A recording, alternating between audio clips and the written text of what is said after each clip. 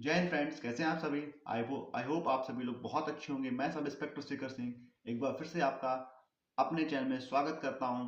आज हम लोग की जो वीडियो होने वाली है वो होने वाली है यूपी पुलिस कांस्टेबल 2025 की वैकेंसी को लेकर कि आप लोग को किस तरीके से पढ़ाई करनी चाहिए, क्या स्ट्रेटजी होनी चाहिए जिससे आपका सिलेक्शन हो पाए। मैंने क्या स्ट्रेटजी रखी थी पढ़ाई के लिए जिससे मेरा सिलेक्शन हुआ था, और मैं एक कांस्टेबल के बाद अब मैं सब इंस्पेक्टर बना हूँ सीआई सब में थ्रू एसएससी सीपी 2024। मेरी क्या स्ट्रेटजी रही थी जिससे मैंने स्कोर किया 262 आउट ऑफ 300 और मैंने सिलेक्शन लिया यूपी पुलिस में। पूरी स्ट्रेटजी आपके साथ शेयर करूंगा। अगर आप चैनल पर नए हैं तो चैनल को सब्सक्राइब कर लेना, क्योंकि इस वैकेंसी में स्टार्ट से लेकर एंड तक आपके साथ रहूंगा। आपको पूरा यहाँ पर हेल्प करने वाला हूँ कि किस तरीके से आपको पढ़ना है, किस तरीके से टारगेट सेट करने हैं, किस तरीके से मॉक टेस्ट देना है और किस तरीके से एग्जाम देने जाना है। तो पूरा मैं स्टार्टिंग से लेकर एंड तक आपके साथ रहूंगा इस वैकेंसी में, तो इस चैनल को जरूर सब्सक्राइब कर लेना। बाकी हम लोग वीडियो स्टार्ट करते हैं, ठीक है। तो वीडियो में हम लोग दो पार्ट में बात करेंगे। एक पार्ट जो हम लोग का पहला होगा वो पढ़ाई को लेकर होगा कि हम लोग किस तरीके से स्ट्रेटेजी बनानी है पढ़ाई की। दूसरा होगा हम लोग का एग्जाम को लेकर कि मॉक टेस्ट वगैरह कैसे लगाने हैं, और हम लोग की जो सिली मिस्टेक्स होती हैं, जो छोटी छोटी गलतियां होती हैं जो हमें सिलेक्शन से दूर ले जाती हैं, वो हमें कैसे उनको ओवरकम करना है, उन गलतियों को सुधारना है। और जो मैंने गलतियां करी थी वो गलतियां आपको नहीं करनी है अपनी प्रिपरेशन में। तो इस पूरी वीडियो को आप लोग एंड तक देखना, आपके सारे डाउट्स क्लियर हो जाएंगे, मैं गारंटी के साथ कहता हूँ। तो चलिए हम लोग स्टार्ट करते हैं अपना वीडियो, ठीक है। तो सबसे पहले आपको पता होना चाहिए, आपका जो पेपर होता है 150 क्वेश्चन 300 मार्क्स का होता है, 2 घंटे का पेपर होता है, ठीक है। 150 क्वेश्चन 300 मार्क्स का 2 घंटे का पेपर होता है, जिसमें आपके 37 क्वेश्चन जो होते हैं आपके हिंदी के होते हैं, 38 क्वेश्चन आपके जीएस के होते हैं। उसके बाद 50 जो क्वेश्चन होते हैं आपके, 50 क्वेश्चन रीजनिंग के होते हैं, 25 क्वेश्चन आपके मैथ्स के होते हैं, ठीक है। हालांकि मैथ्स रीजनिंग दोनों 75 होते हैं, लेकिन इसमें रीजनिंग का जो है वेटेज ज्यादा होता है, मैथ का कम होता है। मैथ के 25 क्वेश्चन भी आ जाते हैं, कभी 30 क्वेश्चन भी आ जाते हैं। जब मैंने पिछली बार पेपर दिया था तो मेरे शिफ्ट में 29 क्वेश्चन आए थे मैथ के, और उससे पहले वाले शिफ्ट में 28 क्वेश्चन आए थे, एक शिफ्ट में 31 क्वेश्चन भी आए थे, ठीक है। और एक शिफ्ट में शायद 26 क्वेश्चन भी आए थे। तो 25 से लेकर 30 क्वेश्चन तक आपके मैथ्स के आ जाते हैं, ठीक। और इस बार पिछली बार निगेटिव मार्किंग थी 1/4 की, इस बार आपकी निगेटिव मार्किंग हटा दी गई है, ठीक है। तो ये आपकी निगेटिव मार्किंग भी अब आपकी हटा दी गई। तो इससे क्या होगा, इससे आपकी कट ऑफ और इंक्रीज होगी। अब आपको कट ऑफ इंक्रीज होगी, आपको अपनी अब एक्यूरेसी भी ध्यान देना पड़ेगा। उससे पहले क्या था, नेगेटिव मार्किंग थी तो बच्चे कम अटेम्प्ट कर रहे थे, तो एक्यूरेसी आपकी अपने आप अच्छी रहती थी। लेकिन अब नेगेटिव मार्किंग नहीं है तो आपको तुक्के नहीं मारने हैं, क्योंकि इससे नॉर्मलाइजेशन में बहुत बड़ा फर्क पड़ जाता है। अगर आप तुक्के मार के आते हो, आपकी एक्यूरेसी अच्छी नहीं होती है, तो आपको नॉर्मलाइजेशन में वहां पर मार्क्स आपके कम इंक्रीज होते हैं, ठीक। तो ये हो गया नॉर्मलाइजेशन की बात। और उसके बाद पिछली बार जो थी आपकी एज जो थी, वो आपको 3 साल की छूट मिली थी। 18 से 25 थी यूआर की, इस बार यूआर की 18 से 22 है। तो इससे सबसे बड़ा फर्क क्या पड़ेगा, इस बार आपकी कंपटीशन जो है कम हो जाएगी। अब जो आपकी कंपटीशन होगी ना, वो आपके लेवल के लोगों से होगी। जो पिछली बार फाइनल मेरिट में आउट हुए थे, उसमें मैं कह रहा हूँ 90% बच्चे जो ऐसे होंगे वो इस बार फॉर्म नहीं डाल पाएंगे। 90% बच्चे ऐसे होंगे जो इस बार फॉर्म अप्लाई नहीं कर पाएंगे, क्योंकि उन्होंने वो 3 साल की छूट मिली थी, उसमें उन्होंने अप्लाई किया था। कुछ लोग ऐसे थे जैसे मैं हूँ, मेरा भी वो आखिरी attempt, first and last time था। मैं पिछली बार अगर मेरा सिलेक्शन ना होता तो मैं फॉर्म नहीं अप्लाई कर पाता, ठीक। तो बहुत से लोग ऐसे होंगे जो पिछली बार रह गए थे, लेकिन इस बार उनका फॉर्म अप्लाई नहीं होगा। तो इस बार जो ग्रुप होगा वो 18 से 22 के ही बीच में, यानी जो अभी 12th करके आए हैं या उन्होंने अभी 1 साल तैयारी करते हुआ है, 1.5 साल तैयारी करते हुआ है, तो आपकी कंपटीशन इस बार जो है वो कम रहने वाली है। पिछली बार 60 लाख फॉर्म पड़े थे, इस बार 60 लाख फॉर्म नहीं, सॉरी 50 लाख फॉर्म पड़े थे, इस बार आपके 50 लाख फॉर्म नहीं पड़ेंगे। इस बार मैक्स टू मैक्स अगर आपके फॉर्म पड़ेंगे ना, तो 25 से 30 लाख। अगर मैं मैक्स टू मैक्स बता रहा हूँ, अगर ज्यादा से ज्यादा आपके फॉर्म पड़ जाएंगे तो 25 से 30 लाख फॉर्म पड़ने वाले, ठीक। तो आपको पिछली बार आपको 50 लाख लोगों को बीट करना था, इस बार आपको सिर्फ 25 से 30 लाख लोगों को बीट करना है। पिछली बार तो कंपटीशन अपने आप कम हो जाएगी, फॉर्म अपने आप आधे हो जाएंगे, क्योंकि वो 3 साल की छूट आपकी इस बार नहीं दी गई है, ठीक। अब बात कर लेते हैं पढ़ाई कैसे करनी है, ठीक। अब दो टाइप के लोग हैं, एक वो है जो फ्रेशर हैं जिन्होंने अभी अभी तैयारी स्टार्ट की है, और एक वो लोग हैं जिन्होंने पिछला वाला पेपर दिया था, इस बार उनको देने का मौका मिल रहा है, ठीक। बहुत कम ऐसे लोग हैं जिन्होंने पिछला पेपर दे दिया था और इस बार इनको पेपर देने का मौका मिल रहा है, ठीक। तो दोनों लोगों की मैं बात करूंगा। तो जो फ्रेशर है सबसे पहले उनकी बात कर लेता हूँ। सबसे पहले आपको इस बार सिलेबस देखना है कि हम लोग का सिलेबस है क्या। तो आपको टेलीग्राम चैनल पे मेरे जाना है, वहां पर पूरा यूपी पुलिस का सिलेबस मैंने डाल दिया है कि मैथ्स में क्या आना है, रीजनिंग में क्या, रीजनिंग का सिलेबस क्या है, हिंदी का सिलेबस क्या है, जीएस का सिलेबस क्या है। एक बार सिलेबस को आपको गो थ्रू करना है। उसके बाद आपको अपने अनुसार, अपने अकॉर्डिंग देखना है कि मुझे कौन सी चीज में दिक्कत है, कौन सी चीज मेरा स्ट्रांग है, रीजनिंग स्ट्रांग है, मैथ स्ट्रांग है, हिंदी स्ट्रांग है, या फिर जीएस स्ट्रांग है। उस पॉइंट आउट करने के बाद आपको अपनी तैयारी को स्टार्ट करना है। सबसे पहले बात करेंगे मैथ्स, जो सबको सबका मतलब कमजोरी मैथ्स और जीएस, दो कमजोरी रहती है। मैथ्स रहता है, जीएस से डर नहीं लगता, लेकिन मैथ्स से ज्यादा डर लगता है कि क्वेश्चन सॉल्व नहीं होते हैं। तो बात कर लेते हैं मैथ्स के लिए। मैथ्स के लिए मैं बताऊँ, आपको सजेस्ट करूंगा आदित्य रंजन सर की प्लेलिस्ट मैं यहाँ पर नीचे अपने डिस्क्रिप्शन में दे दे रहा हूँ। आपको वो प्लेलिस्ट, दोनों प्लेलिस्ट को कम से कम 2-2 बार कर लेना है, ठीक है। अगर आप वो दो प्लेलिस्ट 2-2 बार कर लेते हो तो मैं कह रहा हूँ मोर देन 70% आप मैथ्स के क्वेश्चन ऐसे कर जाओगे, ठीक है। 30 क्वेश्चन आते हैं, यानी 70% कितना हो गया, 21 क्वेश्चन आप मैथ के ऐसे ही कर दोगे बिना प्रैक्टिस के, अगर आप ये दोनों प्लेलिस्ट से पढ़ लेते हो, ठीक। अब प्रैक्टिस के लिए आपको करना है, प्रैक्टिस के लिए आपको आदित्य रंजन सर की यूपी पुलिस कांस्टेबल की ये वाली किताब ले लेनी है। उसकी मैं लिंक नीचे डिस्क्रिप्शन में दे दूंगा, वहां से वो बुक को परचेज कर सकते हो या फिर आपने ऑफलाइन में जाकर ले सकते हो, ठीक है। आदित्य रंजन सर की यूपी कांस्टेबल की किताब है, बहुत अच्छी किताब है। इस किताब को आपको 3 से 4 बार लगाना है, ठीक। सबसे पहले आपको प्लेलिस्ट से पढ़ लेना, एक बार पूरा सिलेबस कंप्लीट कर लेना है प्लेलिस्ट से। उसके बाद अपने खुद को सेल्फ प्रैक्टिस करनी है उस किताब से। प्रैक्टिस करने के बाद आपको मॉक टेस्ट देने हैं। एक सब्जेक्ट वाइज टेक्स्ट बुक का ऐप अगर आपके पास नहीं है तो टेक्स्ट बुक का एक ऐप आता है, वहां से आप लोग मॉक टेस्ट दे सकते हो। उसमें अनलिमिटेड मॉक टेस्ट होते हैं। अगर आपको डिस्काउंट चाहिए तो मेरा कूपन कोड यूज कर सकते हो, वो भी मैंने डिस्क्रिप्शन में दे रखा है। आप वहां से अगर परचेज करोगे टेक्स्ट बुक का पास तो आपको वहां पर 12% का डिस्काउंट भी मिल जाएगा, ठीक। आपको क्या करना है, सबसे पहले प्लेलिस्ट से अपना सिलेबस कंप्लीट करना है। सिलेबस कंप्लीट करने के बाद आपको मैथ्स की जो मैंने बुक सजेस्ट की उससे कम से कम 3 बार उस बुक को लगा लेना है। सेल्फ प्रैक्टिस करनी है, ठीक। वहां से प्रैक्टिस करने के बाद आपको mock test, chapter wise mock test होते हैं मैथ्स के। मान लीजिए आपने प्लेट से एक चैप्टर पढ़ा time and work, time and work पढ़ने के बाद आपको जाना है टेक्स्ट बुक में टाइम एंड वर्क के चैप्टर वाइज मॉक टेस्ट लगा देना। देखना आपको 10 में से आप 8 क्वेश्चन सही कर रहे हो, 7 क्वेश्चन सही कर रहे हो, जितने क्वेश्चन आपसे सही हो रहे हैं। देखा आपने 3 क्वेश्चन सही नहीं हुए, वो 3 क्वेश्चन किस कॉन्सेप्ट पे बेस्ड थे, ट्रेन पे थे या फिर सर्कुलर रेस पे थे, तो आप उस पर जाकर ध्यान दे सकते हो, ठीक। तो उस टॉपिक को जाकर आपको दोबारा पढ़ लेना है, फिर आपको बुक उठानी है, बुक से वही चैप्टर प्रैक्टिस कर देना है। तो एक चैप्टर की आपकी 3 बार प्रैक्टिस हो गई ना, फिर आपसे वो आने वाले मॉक में वो सवाल आपसे गलत नहीं होंगे। तो इस तरीके से आपको मैथ को कवर कर लेना है। बात करता हूँ रीजनिंग की। तो रीजनिंग के लिए आप आरडब्ल्यू के ये जो आरडब्ल्यू से पढ़ सकते हो, ठीक है। ये वाली प्लेलिस्ट आप आरडब्ल्यू की है, यहाँ से आपका पूरा सिलेबस कंप्लीट हो जाएगा। इसमें प्रैक्टिस सेट भी है, इसमें आपका चैप्टर वाइज भी है। और आपको रीजनिंग के लिए आरडब्ल्यू की जो रीजनिंग की बुक आती है वो खरीद सकते हो, उसकी मैं लिंक भी डिस्क्रिप्शन में दे दूंगा। रीजनिंग जो होता है वो 50% बच्चों को मतलब बिना पढ़े ही आ जाती है, लेकिन इनको तो फिर भी समझ नहीं आ रही। कुछ चैप्टर्स होते हैं जिनमें आपको फॉर्मूला लगाने पड़ते हैं, कंसेप्ट लगाने पड़ते हैं, जैसे डाइस हो गया आपका, डाइस हो गया, क्लॉक हो गई, और आपकी मेरा सॉरी क्लॉक, डाइस एंड आपका कैलेंडर, ऐसे 3 चैप्टर ऐसे हैं जिनमें आपको कॉन्सेप्ट पता ही होना चाहिए, तभी आप वो क्वेश्चंस कर पाओगे, ठीक। ये 3 चैप्टर ऐसे होते हैं जिसमें आपको कॉन्सेप्ट पता होगा, तभी आप उन चैप्टर्स को कर पाओगे, ठीक। तो मैं वो आपको बुक की लिंक भी डिस्क्रिप्शन दे दे रहा हूँ, और जो प्लेलिस्ट है उसकी मैं लिंक भी डिस्क्रिप्शन में दे दूंगा, वहां से प्लेलिस्ट से अपना कोर्स कवर कर सकते हो।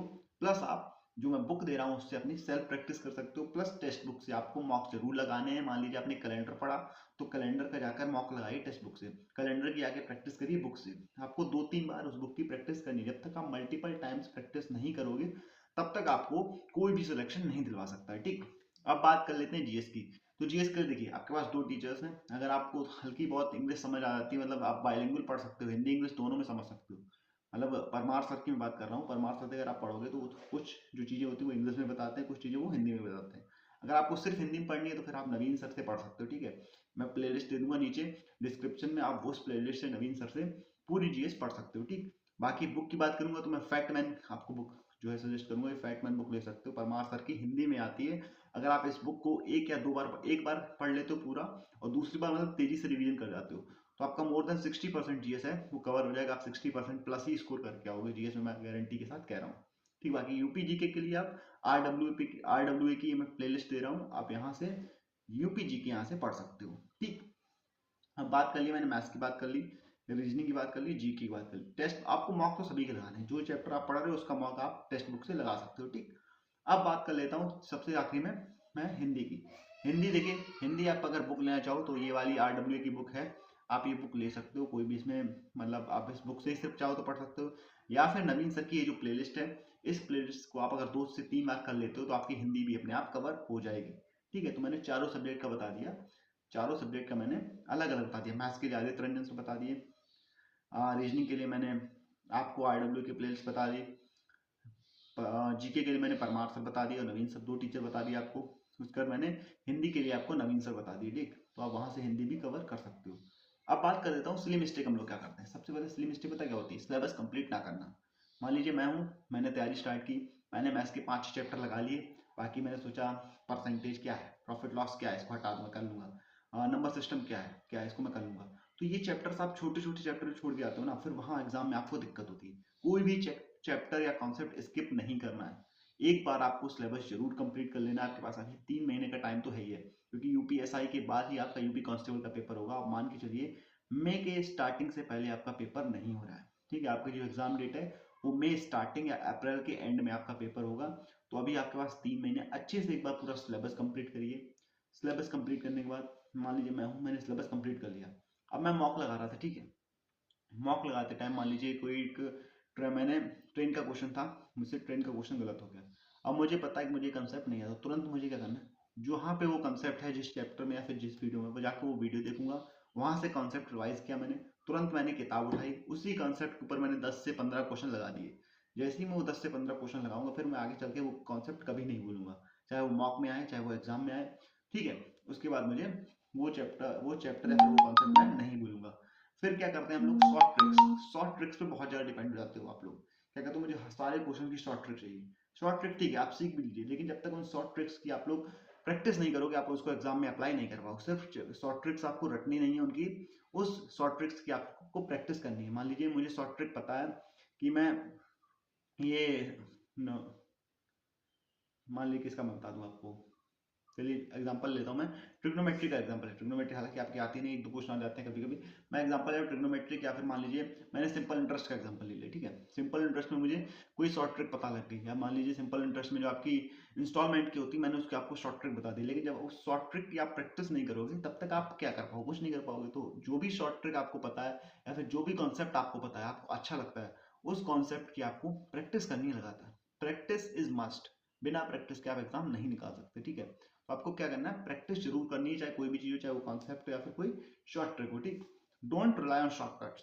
आपको शॉर्टकट के ऊपर नहीं रिलाई करना है। ये नहीं कि 10 मिनट आपका कोई चैप्टर है, वो 2 घंटे में कवर होना है, आप उसको 10 मिनट में कवर कर रहे हो, या फिर आधे घंटे में किसी मैराथन से कवर कर रहे हो, पूरा सिलेबस मैराथन से कवर कर रहे हो। तो अब मैराथन का सहारा मत लीजिए। मैराथन जो होती है वो प्रैक्टिस के लिए होती है, लास्ट टाइम रिवीजन के लिए होती है। मैराथन से रिवीजन किया जाता है, सिलेबस कवर नहीं किया जाता। आप सोचिए मैं हिंदी की मैराथन कर लूंगा, मेरा हिंदी का सिलेबस कंप्लीट हो गई, बहुत बड़ी आपकी मिसअंडरस्टैंडिंग है। ये गलती आपको एग्जाम के ऊपर बहुत भारी पड़ेगी, ठीक है। तो आप बिल्कुल ना उस पे ऊपर रिलाई करिए। मैराथन जो होती हैं वो आपकी सिर्फ रिवीजन के लिए होती है। जब आपका पूरा सिलेबस कंप्लीट है, एक बार आपने कॉन्सेप्ट पे गो थ्रू करना चाहते हो इन शॉर्ट टाइम में करने के लिए आपकी मैराथन्स बनी होती हैं। तो मैराथन पे आपको रिलाई नहीं करना है। उसके बाद मॉक टेस्ट आपको मैक्सिमम मैक्सिमम लगाने, जितने मॉक टेस्ट लगा पाए। सबसे पहले आपको प्रीवियस ईयर लगा देने, जितने बार पिछली 8 शिफ्ट, जो पिछले शायद 5 दिन एग्जाम हुआ था आपका, तो पिछले 10 शिफ्ट में जो एग्जाम हुआ था, वो 10 शिफ्ट के आपको पेपर लगाने हैं, वो आपको टेक्स्ट बुक पे मिल जाएंगे। उन पेपर को लगाने के बाद आपको देखनी है कि आपकी कौन सी चीज कमजोर है, कौन सी चीज स्ट्रांग है। जो कमजोर है उस पर हमें वीक पॉइंट्स पे अपने काम करना है। कैसे करना है मैंने बता दिया। वीडियोस के थ्रू कर सकते हो, आप बुक से सेल्फ प्रिपरेशन कर सकते हो। वहां पे आप जब तक काम नहीं करोगे वीक पॉइंट्स पे, तब तक आपका सिलेक्शन नहीं होगा, मतलब नहीं होगा, ठीक है। वीक पॉइंट पे जरूर काम करना है और मैक्सिमम मॉक टेस्ट लगाने। अब क्या होता है, आप मॉक टेस्ट भी कैसे लगाते हो, मॉक टेस्ट लगाना कैसे वो भी बता दे रहा हूँ। मॉक टेस्ट आप लगाने बैठे, मान लीजिए मैं मॉक टेस्ट लगा रहा हूँ, मैंने रीजनिंग में 35 क्वेश्चन अटेम्प्ट किए, 2 क्वेश्चन मुझसे छूट गया, नहीं वो 2 क्वेश्चन तो मुझे नहीं आते। तो सबसे पहले जो मैंने 2 क्वेश्चन छोड़े हैं, उनको मुझे जाके एनालिसिस, जब आप मॉक टेस्ट सबमिट कर देते हो तो आपको दिख जाता है कि आपने कौन से 2 क्वेश्चन छूटे थे। तो आपको देखना है उन 2 क्वेश्चन में क्या कॉन्सेप्ट लग रहा है, उस कॉन्सेप्ट के ऊपर आपको तुरंत ही 15-15 क्वेश्चन लगा देने हैं। वो आपका कॉन्सेप्ट क्लियर हो गया। उसके बाद अब जो मैंने क्वेश्चन अटेम्प्ट किए थे, मान लीजिए 35 में मेरे 10 क्वेश्चन या 5 क्वेश्चन गलत हो गए। अब जो 5 क्वेश्चन गलत हुए हैं वो क्यों गलत, सिली मिस्टेक से गलत हुए हैं। सिली मिस्टेक के अलावा या मुझे वो कॉन्सेप्ट नहीं आता था, उस कॉन्सेप्ट में मुझे थोड़ी डाउट थी, इसलिए गलत हुए हैं। तो उन 5 क्वेश्चंस को भी मुझे, उन कॉन्सेप्ट को फिर से रिवीजन करना है, उनके भी 5-5 6 क्वेश्चन आपको दोबारा लगा देने हैं। यानी आपने क्वेश्चन अटेम्प्ट किया, नहीं इसका मतलब आपको आता तो है, लेकिन आप उसका कॉन्सेप्ट भूल चुके हो या उसमें आपने सिली मिस्टेक कर दी है। तो उस सिली मिस्टेक को हम लोग एग्जाम में ना करें, उसके लिए आपको क्या करना है, उसके लिए आपको उन 5 क्वेश्चन के कॉन्सेप्ट को फिर से एक बार रिवीजन कर देना है, ठीक है। तो इस तरीके से आप लोग अपने मॉक टेस्ट को एनालिसिस करना है, ठीक। मॉक टेस्ट लगाना है और मॉक टेस्ट को ऐसे एनालिसिस करना है। अब तीसरी बात, मॉक टेस्ट कब से लगाने हैं। तो मॉक टेस्ट कब से लगाने, सबसे पहले आपको कम से कम 50% सिलेबस कवर होना चाहिए। कम से कम 50 to 60% आपका सिलेबस कवर हो जाए। चैप्टर वाइज मॉक टेस्ट आप फर्स्ट डे से ही लगा सकते हो। जैसे मान लीजिए पहले दिन है, मैंने पहले दिन नंबर सिस्टम का मान लीजिए एचसीएफ या एलसीएम पढ़ लिया, और मुझे एचसीएफ एलसीएम का प्रैक्टिस करनी है, तो मैं जाऊंगा मॉक टेस्ट चैप्टर वाइज में एचसीएफ और एलसीएम का मॉक टेस्ट लगा दूंगा। चैप्टर वाइज मॉक टेस्ट आप डेली लगा सकते हो। प्लस जो आपको फुल मॉक टेस्ट लगाने हैं या सेक्शनल मॉक टेस्ट लगाना है वो तभी लगाना है जब आपको 50 to 60% आपका सिलेबस कवर हो जाए। जब आपका 50 to 60% सिलेबस कवर हो जाएगा तो आप लोग मॉक टेस्ट में आपका स्कोर भी अच्छा आएगा, आप लोग का जो मोरल है वो नहीं डाउन होगा। नहीं तो आप बिना सिलेबस कवर किए मॉक टेस्ट लगाओगे, आपका मोरल डाउन हो जाएगा, आप लोग को पढ़ाई में मन नहीं लगेगा, फिर आपको मेरा स्कोर ही नहीं बन रहा, क्या फायदा पढ़ने से। तो तभी आप लोग मॉक टेस्ट लगाना स्टार्ट करें जब आपका 50 to 60% सिलेबस कवर हो जाए, और वो भी वीक में 1 से 2 मॉक, ज़्यादा नहीं, सिर्फ वीक में 1 से 2 मॉक ही लगाने हैं आपको, इससे ज़्यादा नहीं लगाने। ठीक, जब आपका सिलेबस कंप्लीट हो जाए फिर आप डेली 1 मॉक लगा सकते हो, उसकी डेली प्रैक्टिस कर सकते हो। ठीक है, डेली 1 मॉक लगा के उसकी डेली प्रैक्टिस कर सकते हो, ये बात ध्यान रखना। ठीक, उसके बाद आपका संडे को एक लाइव मॉक स्टार्ट हो जाएगा RWA पे, यूपी पुलिस कांस्टेबल का। आप संडे टू संडे उस मॉक को जरूर लगाइए, उसका एनालिसिस मैं खुद पर्सनली आकर कराऊंगा। हर संडे को आपको उस मॉक का मैं एनालिसिस बताया करूंगा कि उस पेपर का जो लेवल है वो कैसा आया है, पेपर का लेवल कैसा आया, उस पेपर में क्या गलतियां हो सकती हैं आपसे, अगर उस पेपर को देखिए को कट ऑफ हो तो क्या आप कट ऑफ रख सकते हो, या जो क्वेश्चन उस पेपर में टफ आएंगे, मॉक में टफ आएंगे, मैं क्वेश्चन को पर्सनली सॉल्व कराऊंगा। ठीक है, तो इन सब के लिए आपको क्या करना पड़ेगा, चैनल को सब्सक्राइब करना पड़ेगा और मेरे टेलीग्राम चैनल को ज्वाइन करना पड़ेगा, जिसकी लिंक मैंने डिस्क्रिप्शन में दे रखी है। आपको टेलीग्राम पे PDF मिल जाएंगी सारी इंपॉर्टेंट जीके की, मैथ्स के सारे फॉर्मूलेस वहाँ पर पड़े हुए हैं, रीजनिंग के सारे कंसेप्ट वहाँ पर पड़े हुए हैं। ठीक है, हिंदी के वहाँ पर कुछ अच्छे अच्छे क्वेश्चंस जो हिंदी में लगातार आते हैं, बुक्स आती हैं, उनकी PDF मेरे टेलीग्राम चैनल पर आपको फ्री ऑफ कॉस्ट मिल जाएंगे। तो टेलीग्राम चैनल को जरूर ज्वाइन करना, उसको ज्वाइन करना ना भूलना। बाकी आपका और कोई डाउट हो एक बार मैं देख लेता हूँ, मैंने सारी चीज़ें बता दी कि नहीं। सबसे पहले मैं मैथ्स का बता दिया, रीजनिंग का बता दिया आपको मैंने, GS का बता दिया, हिंदी का बता दिया, मॉक टेस्ट बता दिया कैसे लगाना है, पढ़ाई कैसे करनी है ये बता दिया मैंने।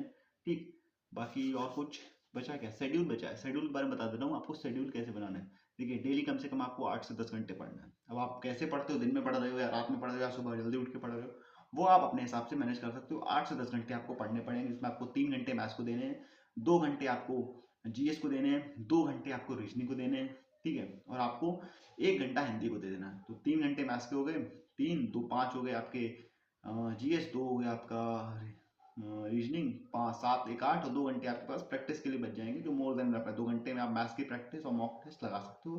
तो आपको 10 घंटे तो पढ़ना है डेली डेली। अगर आप 10 घंटे नहीं पढ़ रहे हो मतलब आपका सिलेक्शन फिर मुश्किल होना। आप 8 घंटे तो पढ़ने मिनिमम, मैक्सिमम आप जितना पढ़ पाओ, 8 से 10 घंटे मैं मिनिमम बता रहा हूँ, इतना तो आपको पढ़ना ही पड़ेगा अगर आपको सिलेक्शन चाहिए है। बाकी इतना ही था इस वीडियो में। बहुत जल्दी आपका कोई डाउट अगर रह गया तो मैं डाउट का वीडियो लाऊंगा अलग से, वहाँ पर आपका जो डाउट हो मैं उसको सॉल्व कर दूंगा। कमेंट सेक्शन ओपन है, आप वहाँ पर डाउट पूछ सकते हो। जरूर बताना कि आपको वीडियो कैसी लगी, कोई और डाउट हो, क्या हेल्प चाहिए आपको मेरी तरफ से, बिल्कुल वो हेल्प करूंगा। बाकी इतना ही था इस वीडियो में, बहुत जल्दी मिलेंगे नई वीडियो के साथ, तब तक के लिए चैनल से जुड़े रहिए। Bye bye, tata, take care and best of luck for your preparations.